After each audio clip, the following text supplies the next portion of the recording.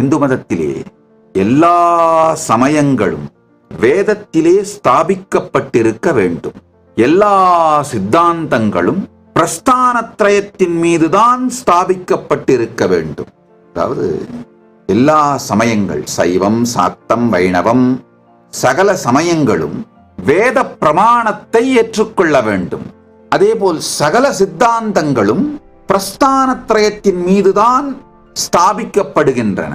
பிரஸ்தானத்ரயம்னா உபனிஷதங்கள், 108 உபனிஷதங்கள், பகவத்கீதை, பிரம்மசூத்திரம், வியாசர் அருளிய வியாச சூத்திரம் என்று சொல்லப்படுகின்ற வேதாந்த சூத்திரம் அல்லது பிரம்மசூத்திரம். இந்த 3 புத்தகங்கள் தான் பிரஸ்தானத்ரயம். சகல சித்தாந்தங்களும் எந்த சித்தாந்தமாக இருந்தாலும், சைவம், வைணவம், சாக்தம், எந்த அத்வைதம், துவைதம், விசிஷ்டாத்வைதம், சுத்தாத்வைதம், சகல சித்தாந்தங்களும் இந்த பிரஸ்தானத்ரயத்தின் மீதுதான் ஸ்தாபிக்கப்பட வேண்டும். பிரஸ்தானத்ரயத்திற்கு அவர்களுடைய அனுபூதியை சார்ந்து ஆச்சாரியர்கள் பாஷ்யம் எழுதிதான் அவர்களுடைய சித்தாந்தங்களை ஸ்தாபிதம் செய்வார்கள். கைலாசாவின் மின் குடியுரிமை மற்றும் குடியுரிமைக்கு பதிவு செய்யுங்கள்.